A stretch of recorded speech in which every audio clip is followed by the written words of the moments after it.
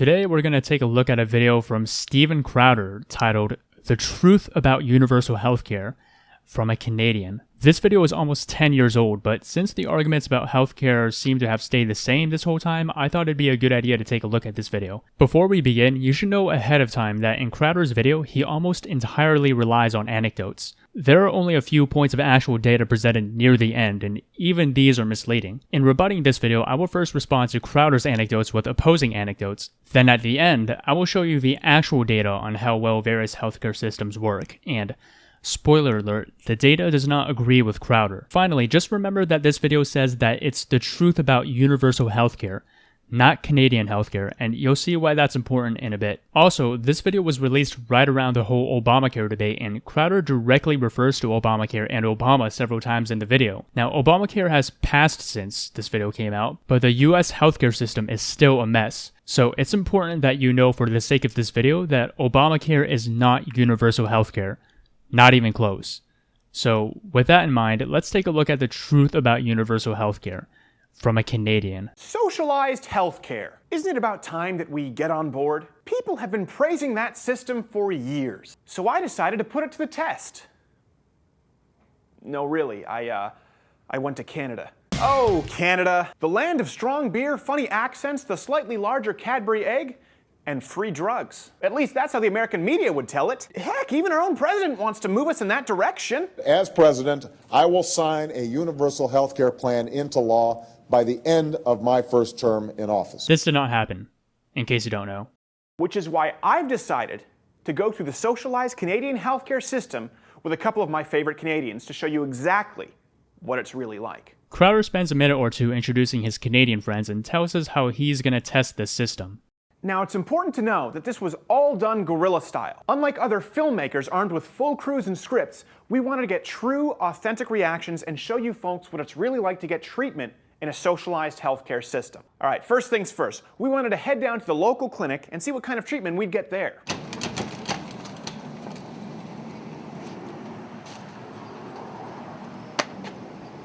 But it was the weekend, and as people in the emergency room later told us, so I guess the clinic is closed on Sundays or weekends. Weekends, it says. I guess we're gonna have to go to the hospital. Tim, time.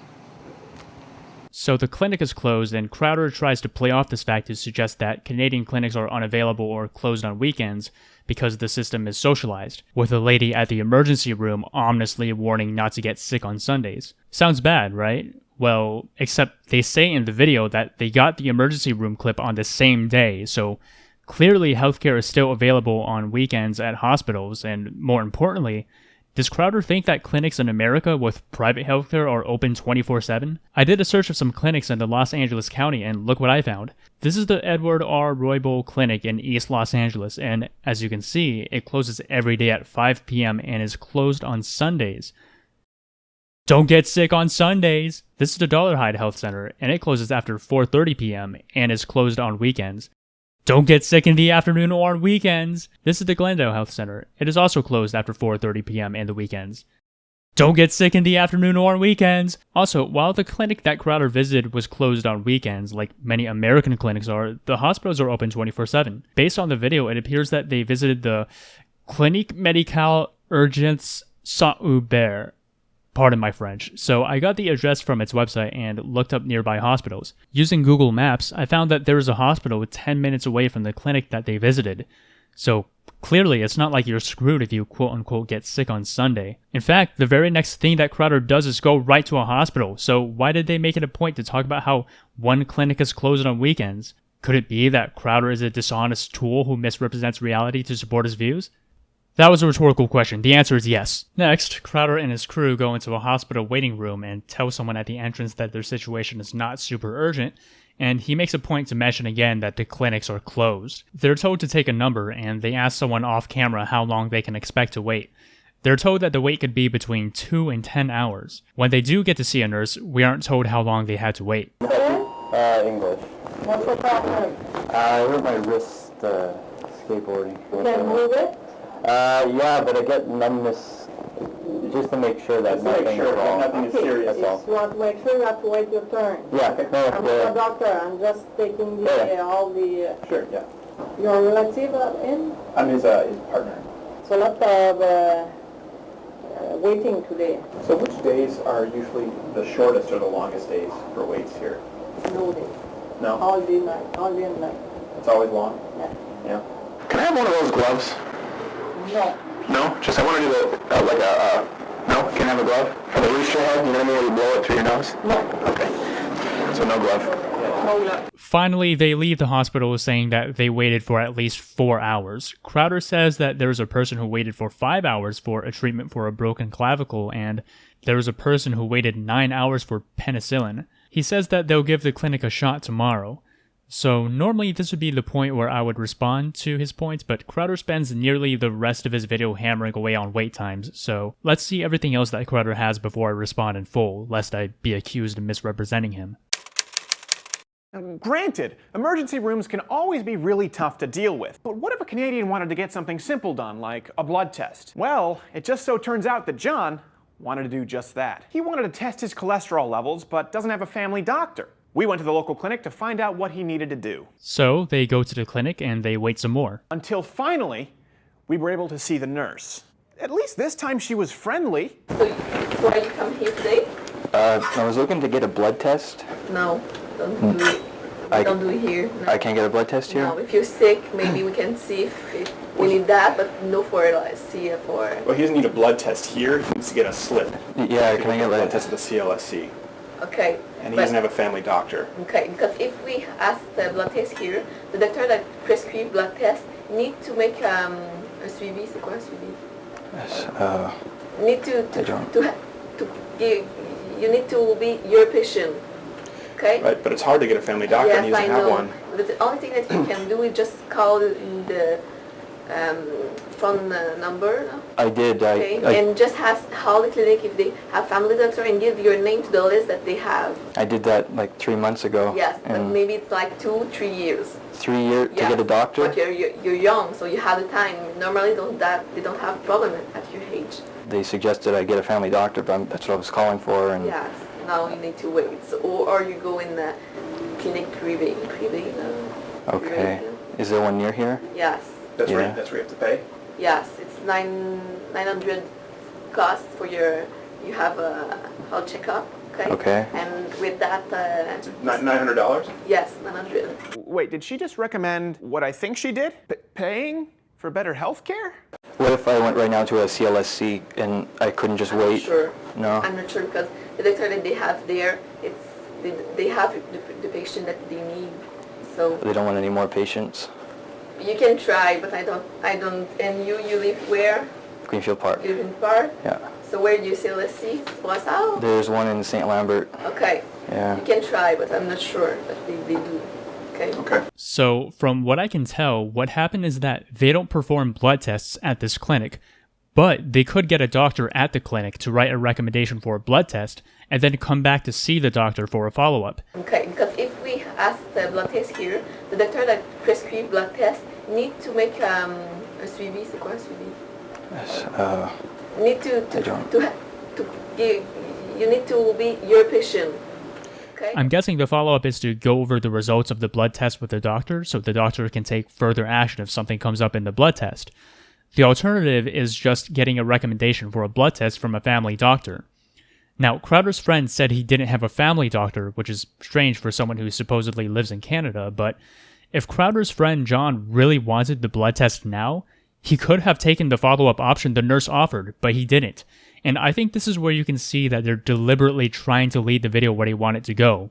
Notice that as soon as the nurse says that they can get a blood test with a follow-up at the clinic, Crowder immediately changes the subject. Take a look. Un suivi, c'est quoi un suivi? yes, Need you need to be your patient.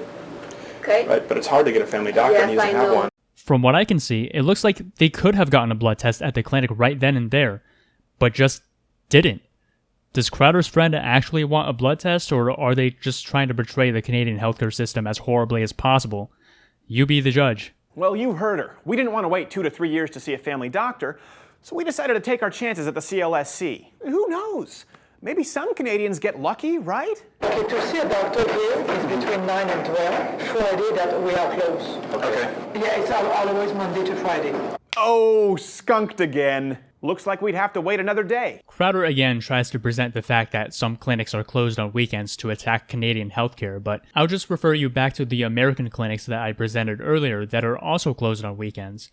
However, the clinics that I found earlier were all in the LA area, which is supposedly taken over by leftists and their socialist values, so of course some clinics would be closed. What if we looked in a nice conservative area that values freedom and hard work? According to this Forbes article, the most conservative place in the US is Mesa, Arizona, and here are the hours for the Next Care Urgent Care Center in Mesa, Arizona. An urgent care center, by the way, is more advanced than a regular clinic and often have at least one doctor on staff, and as you can see, they are closed on weekends. Don't get sick on weekends!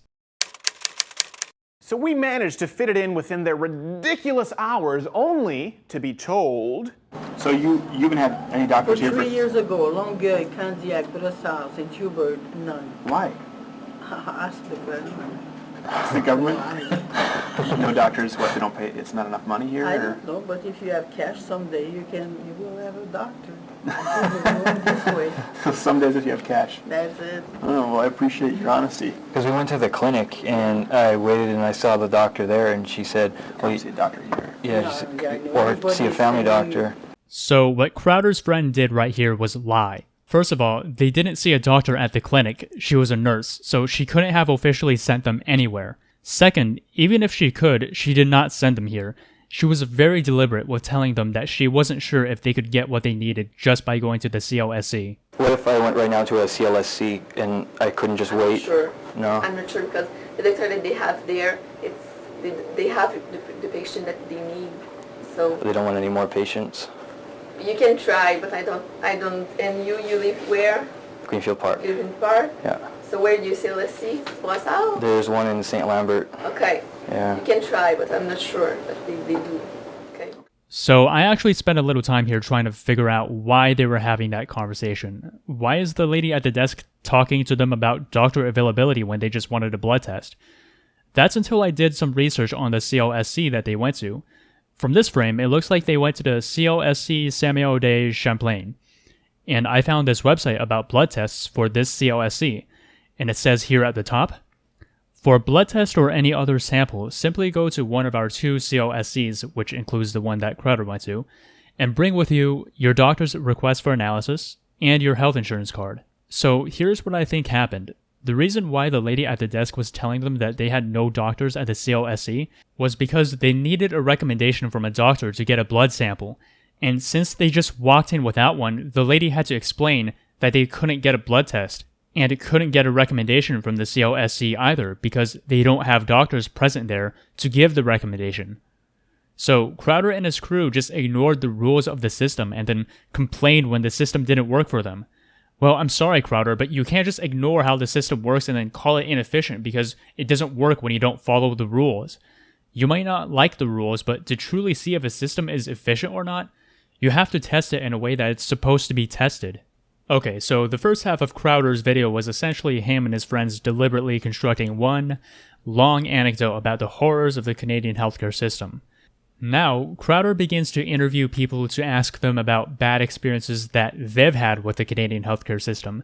Before we listen to these anecdotes, you might find it interesting to know that there's a rather recent Reddit thread in the Canada subreddit where somebody actually asked about how accurate Crowder's video is. Let me take a minute and read you some parts of it because I found it personally to be really relevant and interesting. From the post, greetings from an American. I just watched this video from Stephen Crowder about healthcare in Canada and I'm wondering how accurate it is. The video purports, among other things, that it's not uncommon to have extremely long wait times to see a doctor, including things like waiting 5 months just to see a dermatologist. One woman in the video claims that her mother lost her legs because she had to wait a year for doctors to help her. This is by far the most extreme story in the video and an outlier among the others he interviews. I'm wondering if the stories in the video are common or if Stephen cherry-picked some worst-case scenario people who are not representative of how people are really cared for under Canadian healthcare. Obviously, Stephen has a conservative bent, so I just wanted to hear from other Canadians on the subject. Here are some replies. Yes, there are long wait times for non-life-threatening procedures. If we're using anecdotes, my mom found out that she had breast cancer and was in surgery the next week. Total hospital bill was $0. She survived 4 more years despite finding it late. My parents didn't lose their home or go bankrupt. Many others here can tell the same story. I think most people in the media cherry-pick to find the most extreme stories. My daughter was referred to an ENT. It took 2 weeks. She was referred by the ENT to a sleep clinic. That took about 3 weeks. My youngest daughter needed to see a dermatologist, and the one in the next town required no referral. We saw him the following week. Yes, people do wait for non-emergency procedures. The last 2 times I went to the ER, I was in and out in about 2 hours. There is one negative comment here. In my community, smallish Canadian city of less than 100,000 people, average wait time to see dermatology is 18 months. I've stopped referring patients because there is no point. But someone replied to this comment saying, I can see a dermatologist within 2 weeks max, and that's for non-emergency related issues. We wait longer for things like Maria? I'm pretty sure this is a typo. In non-emergency situations, things like knee replacements take a long time too. But I've had many surgeries and the wait times are not that bad. I live in a major urban center, so there are more doctors available. Pretty sure smaller towns in America have trouble with specialists as well. This is the longest comment here, but I found it to be very informative and fair, so I think it's worth going over.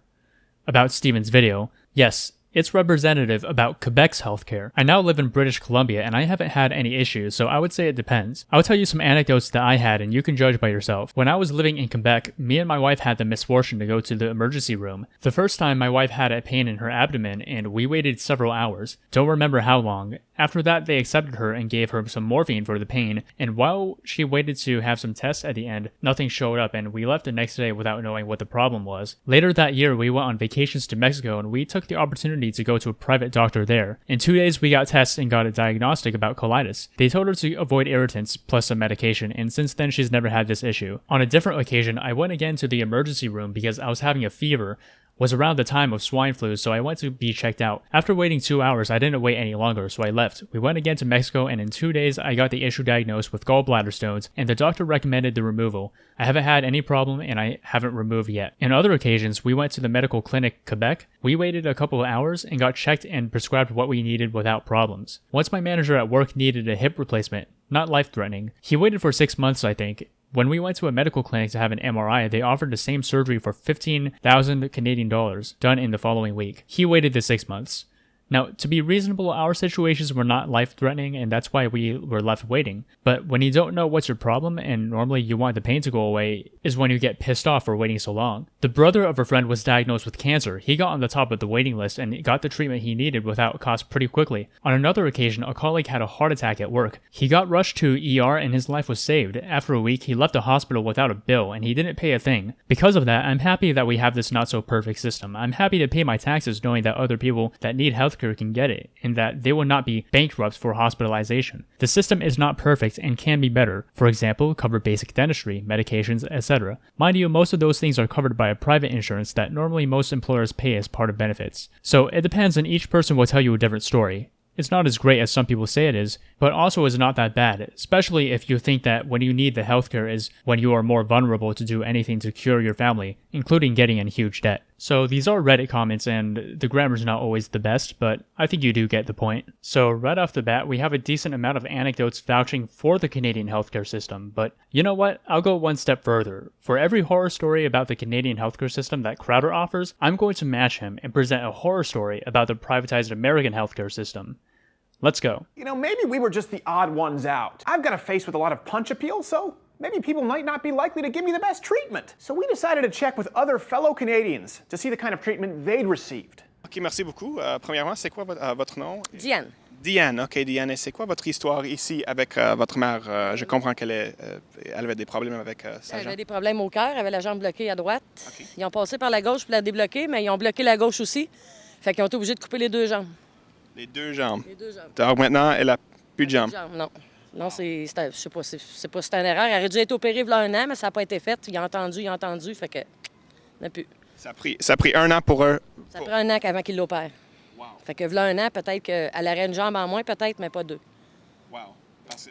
Fait que parce qu'elle avait besoin d'attendre, c'est peut-être la raison qu'elle a perdu ses... C'est toujours l'attente, puis regarde, on n'a pas le choix, on passe chacun notre tour. Regarde, en bas, résonance magnétique, là, j'ai vu des gens en résonance magnétique, là, ils peuvent pas avoir les traitements maintenant parce qu'il manque le stuff pour aller dans la machine pour voir. Wow. C'est une question de produit, c'est tout. C'est pas une question de sous, c'est le produit qui vient d'ailleurs qu'on n'est pas capable d'avoir. On est en 2009, là. On essaye de débloquer, mais ils ont bloqué l'autre, puis ils ont coupé même la jambe en santé avant la jambe malade. Wow!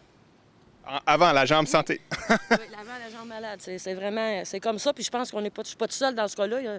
Promène-toi là-dedans, puis il y en a beaucoup sûrement. Tout est gratuit. Là. On va voir après ça les chaises roulantes, les ci, les ça, qu'est-ce qui va suivre, l'adaptation du logement, la chaise roulante adaptée, le lift, là, si on veut, la chèvre pour la transporter, c'est ça.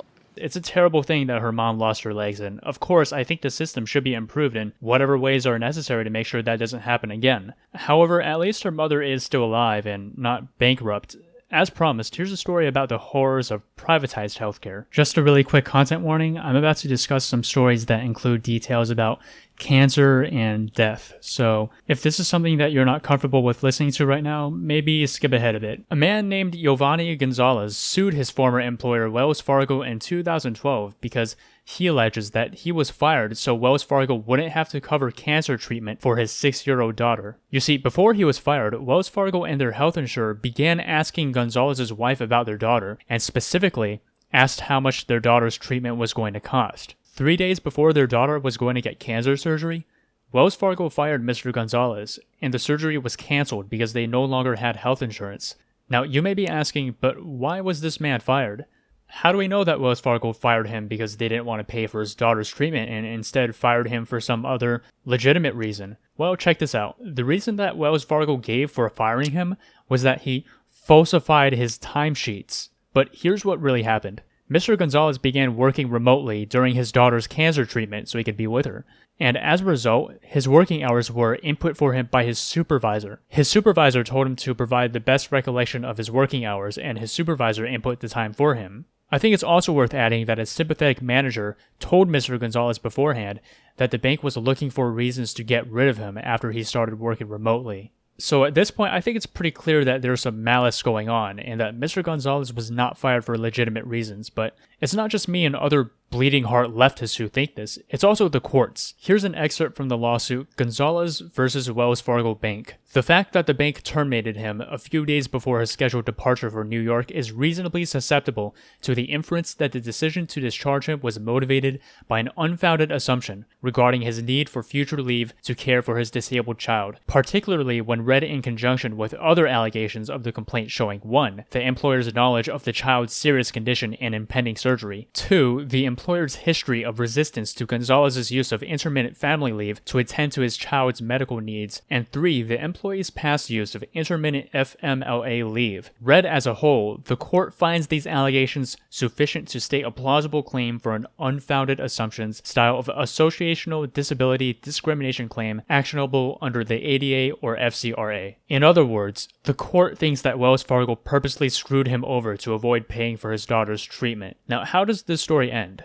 Well, after you're fired, you're supposed to receive further coverage under something called COBRA, which will insure you for a short amount of time after you lose your job or quit. And how's this for waiting times? Wells Fargo took over 90 days to send them the information that they needed for COBRA insurance, and they had to finance their daughter's surgery through charity. Their daughter died in March of 2011 at the age of 6. Now let's think for a second how this story would have ended if the Gonzalezes lived in Canada. I'm going to be fair and say that there's a chance that their daughter may have passed away anyway. She had cancer after all. But I know for sure what would have not happened. For one, they would have never had to worry about being fired because their treatment was too expensive. 2, there would not be any of this nonsense about having to wait for COBRA benefits after you get fired. And 3, you'll never ever have to rely on charity for life-saving surgery. And no, charity is not the same thing as universal healthcare. You pay for universal healthcare. What would have happened in this situation like this is that they discover their daughter has cancer and she gets put on treatment immediately. Oh, but what about wait times, you might ask? According to Steven Crowder,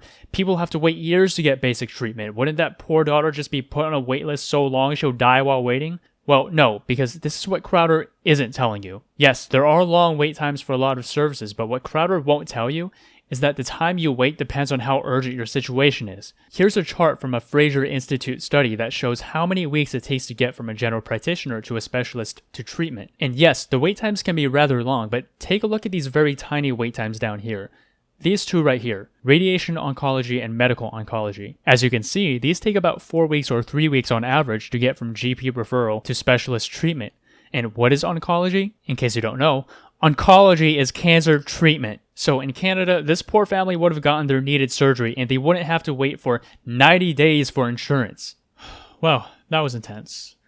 What does Crowder have for us next? Work, and we were ripping down some stuff, doing some demolition, and I stepped on a board that had a rusty nail, and I went to the clinic and I waited and waited, and then when I saw a doctor, they said they ran out of tetanus shots and to come back Thursday. I didn't go back.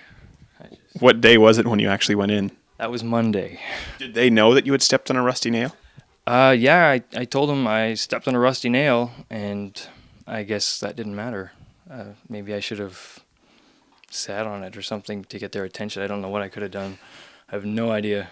I don't consider this to be a strong anecdote against the Canadian healthcare system. There just isn't enough information in this story to make a judgment. First of all, does Crowder's friend think that American hospitals never run out of supplies? Because they absolutely do. Second, Crowder's friend said he went to the clinic, went home when they didn't have shots, and didn't go back when they were supposed to be restocked. Did he try going to another clinic to see if they had tetanus shots? There are plenty of clinics in the St. Hubert area where they began the video, and as I mentioned in the beginning, hospitals are open 24/7. If Crowder's friend just went to one clinic and gave up when they happened to be out of shots, how urgent did he really think the situation was? Was it really that hard to go to a second clinic? I don't know, maybe he did go to other clinics and couldn't get treatment from there also, but if he did, he didn't mention it in the story. However, as promised, I'll present one anecdote to match Steven's. So, how would you feel if you had a heart attack, were taken to a hospital while you were unconscious and, in fact, technically dead, treated at a hospital and woke up bankrupt, despite having health insurance? Well, that's what happened to this Wisconsin woman. You see, she did have health insurance, but when she had her heart attack, she was taken to a hospital that was outside of her health insurance network. Because she was then treated as an uninsured patient, she woke up with a $254,000 bill. The closest hospital that was in her insurance network was only 3 blocks away. Now, she was able to negotiate the price for treatment down, but she's still stuck with a $50,000 hospital bill. She was planning a wedding and planning to have a family, but now she's struggling not to go bankrupt. All because an ambulance took her to a hospital 3 blocks off while she was unconscious. Remember, this isn't some person who was lazy and careless about their health. This woman had health insurance, was only 29, and this still happened to her. This poor woman had this to say about her experience. It's devastating for people who plan, who get insurance, get coverage, do everything they can, and then at 29, have a heart attack and get taken to the wrong hospital and can't get married. Can't do anything because they have to declare bankruptcy because they can't afford to have gone to the hospital, she said. I mean, it's not enough to worry about having a heart attack at 29. You end up having a secondary one or a stroke because of your medical bills. I mean, it's just ridiculous. The level of frustration is astronomical. Now, in Canada, what would have happened is that she would have had her heart attack, been rushed to the hospital, gotten the necessary treatment, and no, Stephen, there is no wait time for heart attacks. She would have gotten better and been on her way and proceeded to have her wedding and went on planning her life and her family. And I thought right-wingers were all about family. I guess not. Hayden was pretty sick and you had to take her to the hospital. What was wrong with her and what did they do about that? She had a gastro, and normally it lasts 12 hours for babies, but for her it was going on 2 or 3 days, so we were getting worried. She was very lifeless and lethargic, so we took her to a hospital, and we ended up waiting 7 hours before they saw her. And when they saw her, they just said she has gastro and they sent us home. But when we took her home, her fever got really bad and we were getting scared for her. So we took her to the children's hospital, where there we waited 2 hours just to see a nurse. And they ended up keeping us for almost a week. So at the other hospital, they just generalized her. They didn't actually look into her symptoms or see that she was really sick. They just sent us home. And that's what happens a lot. Okay, so, but 2 hours, though, actually, that's really good, even for baby emergency. That was just to see the nurse, though. And then we had to wait after to see a doctor, so I'm sure because they see a lot of children with gastro that they didn't actually listen to that she was sick for more than the normal time for a baby to be sick. So yeah, it happens a lot with a lot of people. This is another weak anecdote. First of all, you can see her baby right there doing fine, and the lady says herself that they got the treatment they needed when they went to the children's hospital.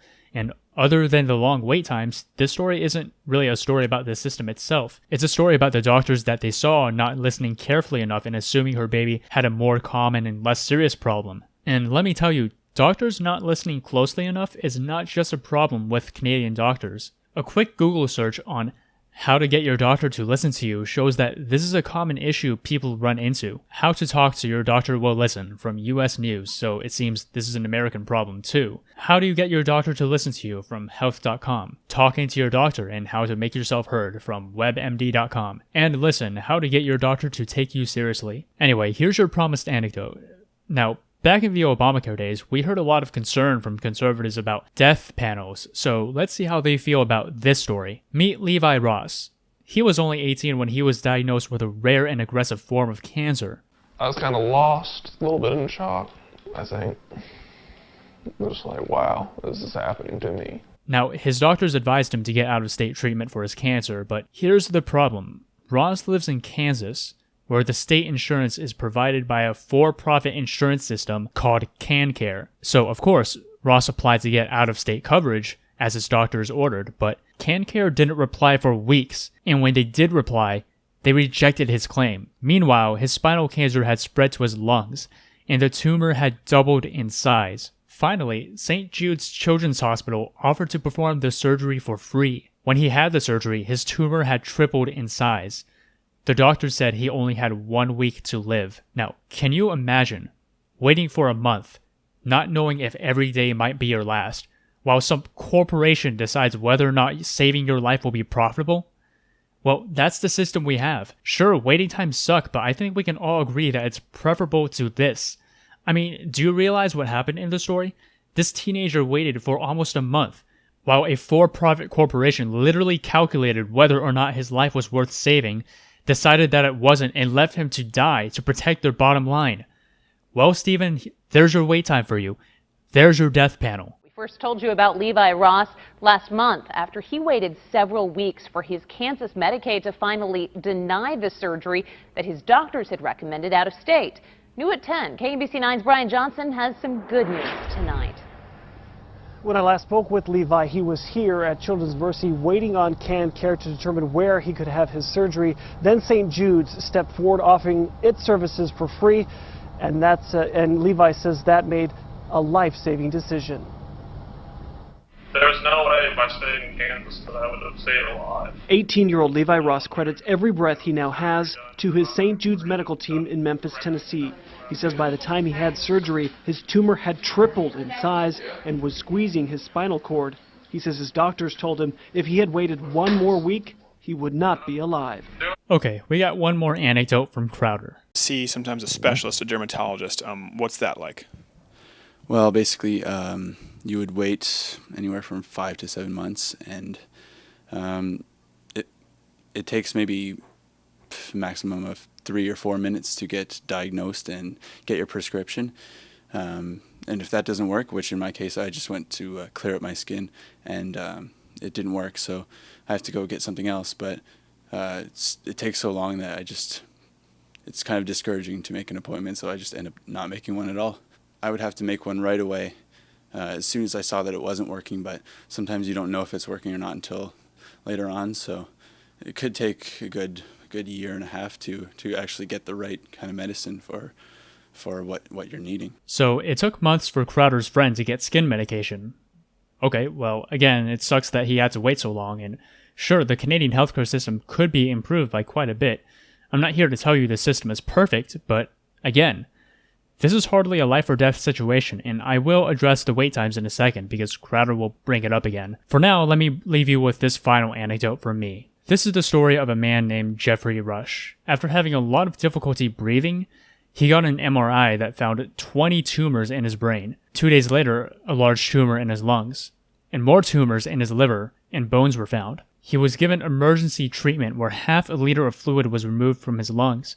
He was given steroids to reduce brain swelling, and doctors administered emergency chemotherapy. Well, guess what? His insurer, Anthem Blue Cross, decided that they would deny him coverage. They said that his hospital stay didn't meet the criteria for medical necessity. Rush and his wife Zoe Keating have been Anthem members for 6 years and have paid over $100,000 in premiums. Fortunately, after KPIX5 ran the story and got attention, Anthem Blue Cross decided they would cover the hospital stay after all. Geoffrey Rush passed away about a year later. His wife made a post honoring him on her Tumblr saying, "It happened yesterday morning.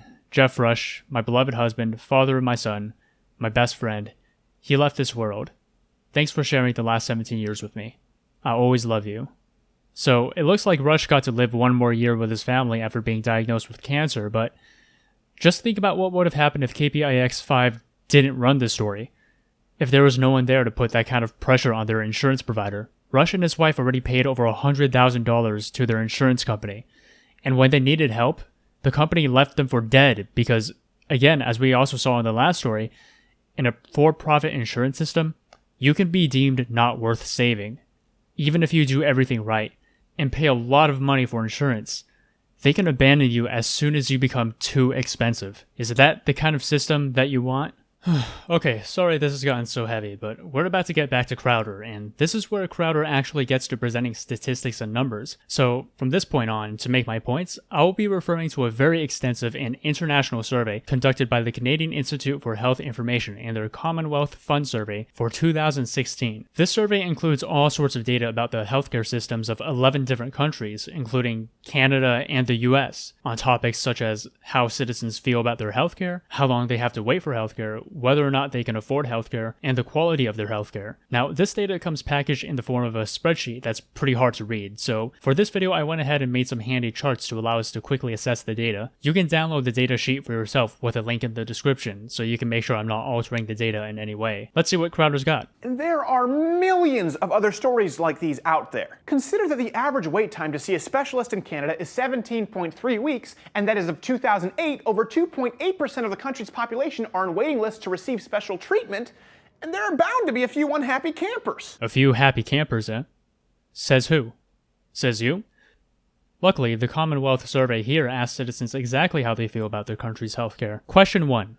Which of the following statements comes closest to expressing your overall view of the healthcare system in your country? And, well, it doesn't look good for the US. For the option, on the whole, the system works pretty well, and only minor changes are necessary to make it work better, 34.5% of Canadians agree versus 19.5% of Americans. The option, there are some good things in our healthcare system, but fundamental changes are needed to make it work better, got very similar results, with Canada slightly beating the US, but on our healthcare system has so much wrong with it that we need to completely rebuild it, 22.6% of Americans agree versus only 8.6% of Canadians. Here's a more direct question.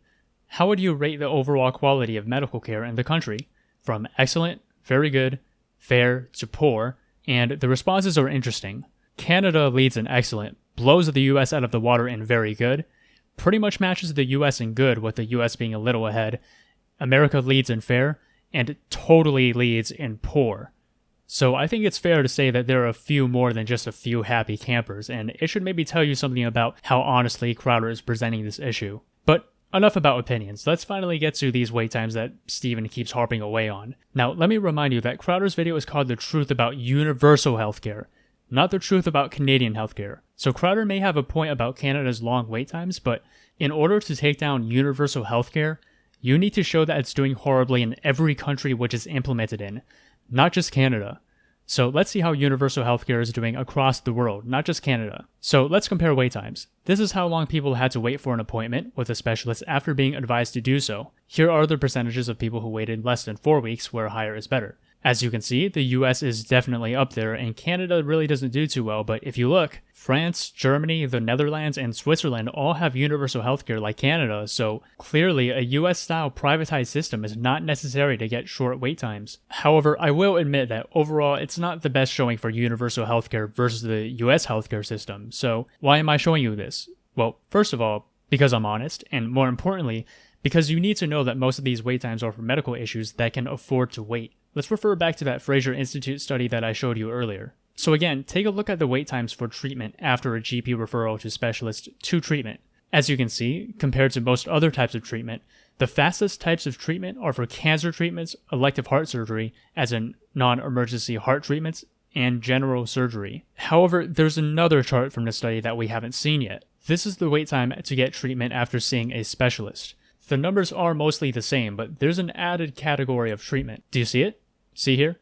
They added urgent cardiovascular surgeries, as in urgent heart surgeries. As you can see, the wait time is only over a week, so the long wait times are only for things that can usually wait. Notice, however, that there's no wait times for emergencies here. The reason why that is if there's a genuine emergency, like if you get hit by a car or stabbed or something, they're not going to make you wait for hours in the emergency room. They're going to rush you into treatment to save your life. What does Crowder think happens when you get wheeled into a Canadian emergency room? Hey, doc, this guy got mauled by a moose. He needs attention now. Alright, put him out in the waiting room. But doc, he'll die. Too bad. This is Canada, damn it. See you in 3 months, eh? Also, you know that there are other ways of evaluating a healthcare system than only wait times, right? For example, we can compare access to care and the quality of care that the system provides. So, how do Canada and the US stack up there? First, with regard to access to care, let's see which system comes out ahead. The survey asked people, in the past 12 months, was there a time when you had a medical problem but did not visit a doctor because of the cost? And here we can see that the US system really doesn't do too well. 1 in 5 people in the US skipped diagnosing and treating a medical problem because they weren't able to afford it. Only 6.3% of people in Canada have done the same, and when you add in more of the countries that were also in the study, you begin to see that this problem is really unique to the US. That damning 1 in 5 statistic sticks out like a sore thumb. And you know what the difference is between the US and all these other countries? We don't have universal healthcare, and they do. Another question. In the past 12 months, was there a time when you skipped a medical test, treatment, or follow-up that was recommended by a doctor because of the cost? And once again, we have the same results. 1 in 5 Americans have this problem, less than 6% of Canadians have this problem, and once again, the US leads the world in this department. Okay, so maybe more people are able to get healthcare in Canada, but how good is that care? Do patients in Canada really get what they need? Well, the survey asked about that too. They asked, when you need care or treatment, how often does your regular doctor or medical staff you see spend enough time with you? And as you can see, Canada and the US are almost neck to neck here, with the US only doing a few percentage points better here, even though there's an entire chunk of the country they aren't treating. You see, this is the real truth about universal healthcare that Stephen will not tell you and does not want you to know. This is why he needs to spend almost more than 15 minutes harping away at nothing but wait times. Because if you want to attack the Canadian healthcare system, it's pretty much all you got. The truth is that these horror stories are so common because the Canadian healthcare system is overburdened and because of its inefficiency is underfunded. To keep healthcare spending to a minimum, they have to ration it. Ah, yes, the dreaded rationing. But again, the US is no better in this aspect either. You see, America rations their healthcare too. The difference between America and a place with universal healthcare is that America doesn't ration based on need. America rations based on how much money you have. You just saw for yourself that 1 in 5 Americans skip out on healthcare because they can't afford it. And you just heard the stories about people who are either bankrupt or dead because someone in power decided that saving their lives was too expensive. Stephen then talks about costs. But at least it's free, right? Well, not really when you take into account the average income tax that someone in Quebec, Canada would have to pay. Do these numbers look ridiculous? They should. The truth is that a huge amount of tax is required to keep the system afloat because, like all government programs, it's proven to be terribly inefficient. Terribly inefficient, huh?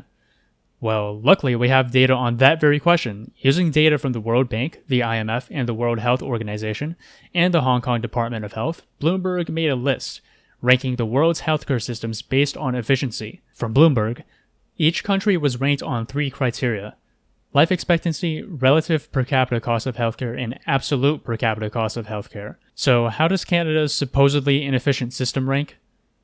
Oh, 21st. That's not so good. Well, then the United States with our wonderful non-universal healthcare should do much better, right? Oh man, 44th. Okay then.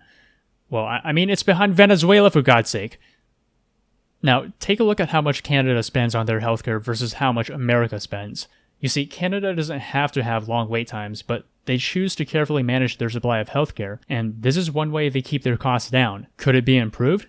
Sure, but if Crowder wants to make us believe that Canada's healthcare system is terribly inefficient, then he has to show us what country's healthcare he's comparing it to, because it sure as hell isn't more efficient than a US system, and all of the countries that have more efficient systems than Canada have universal healthcare too. Every single last one of them. Oh, I almost forgot. The sales tax in Quebec is always over 12% and actually over 15% in some of the other provinces. Actually, it's worse than that.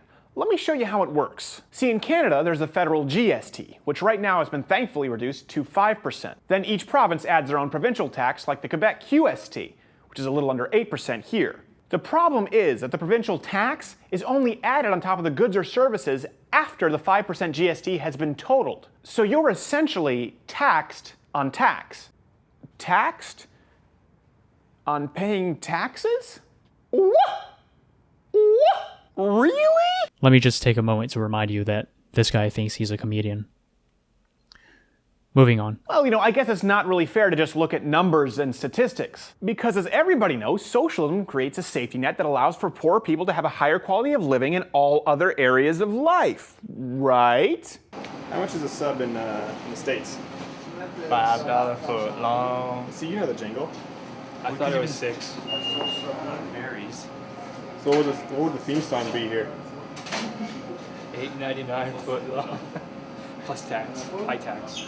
Actually, going back to Canada, I noticed that everything, even before taxes, was far more expensive. Just compare the Subway sandwich shop receipt to what you'd pay in the United States. Wait, hold on. Is Steven actually blaming socialism for higher prices at a privately owned business? What? Really?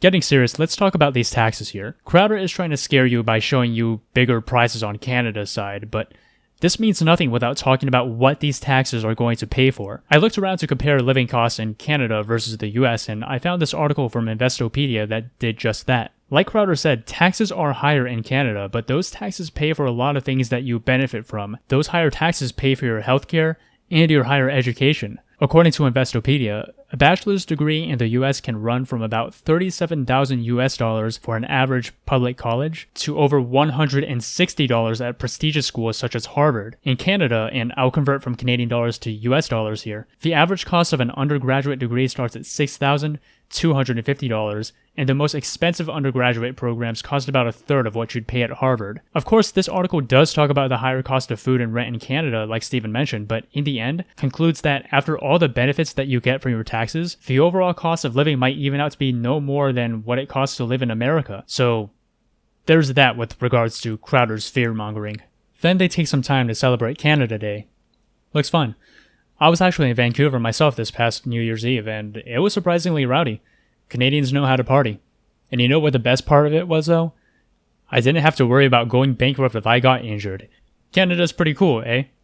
Anyway, we got one last claim from Crowder to tackle. Alright, so now we know about the socialized healthcare system, and I know what you're asking. Well, what would be wrong with having both socialized and privatized at the same time? Well, the problem with that is that you end up creating a two-tiered system where the only people who can get decent healthcare are the super rich. Now, you remember what the nurse at the clinic told us. $900 cost for you have a health checkup. And with all of the income tax and ridiculous sales tax and expensive cost of living, the poor and middle class in Quebec don't have that kind of money to burn. The rich will always be able to afford the privatized better health care, whereas the average Canadian is going to have to continue to wade through an ever-deteriorating system that they pay for whether they want to or not. If they want privatized healthcare, that would be comparable to an American having to pay for 2 separate private insurance plans. See, when you remove choice from the equation, it's always the middle class who gets piped. So Crowder claims that having a two-tier system creates extremely high prices for healthcare. And since this whole video is about how universal healthcare is ridiculously expensive and terrible, Crowder's implying that the best and most cost-efficient way to have healthcare is to have completely privatized, non-universal healthcare like we have in the United States. The problem with this claim, though, is that the United States spends more on healthcare per capita than every single country that has universal healthcare. In fact, we spend more per capita than every single country on Earth, and yet our results are almost equivalent to, or often worse than, these other countries. I mean, we even spend more on healthcare than Switzerland does, a country where 1 in 10 of the population are US dollar millionaires and where they have small playgrounds in their trains. Sorry, Steven, you have to do more than just say a bunch of words to try and convince us that privatized non-universal healthcare is the way to go.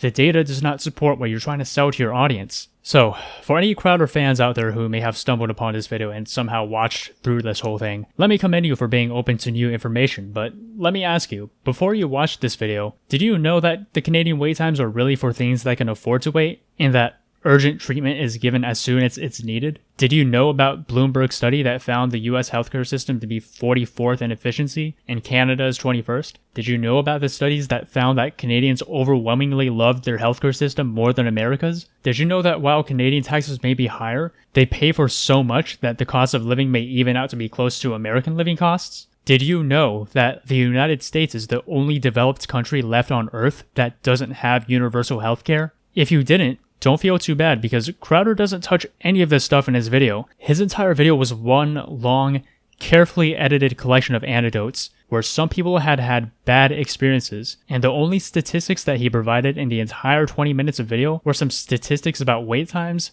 and some tax rates, because those are the only statistics that he can twist to support his pro-free market, anti-socialized anything viewpoints. While this video is more about debunking Crowder's video and less about specifically arguing for universal healthcare, let me suggest that healthcare is an area where the free market has failed. Prices in America are not going down and people are not getting better healthcare. And when you put a profit motive on saving people's lives, the kind of tragedies that we saw earlier are bound to happen again and again. So please, by all means, take a look at the information that I provided and do some research on your own and ask yourself, are there some things as a society that we should put above profit? Are people's lives worth saving regardless of whether or not it will generate profit? Should we value people's lives more than a corporation's bottom line? If you think so, maybe give universal healthcare a look. So, thank you for watching that. I know it's been a long time since my last video and I do apologize for the wait, but while I was making this video, my channel grew by a huge amount compared to my first few months. Some people might think that anything less than 1,000 is worth nothing, but I was honestly so blown away when I passed 100 subscribers, and now the channel's grown to have over 250 subscribers. I'm honestly so excited about the potential of the channel, and I'm always thinking about new kinds of content to make. Lately, it feels like the left is starting to make progress on YouTube, and I'm excited to help take YouTube back from the reactionary and even fascist voices that are so big here. So, if you haven't already, please subscribe, like, comment away, and stay tuned for more.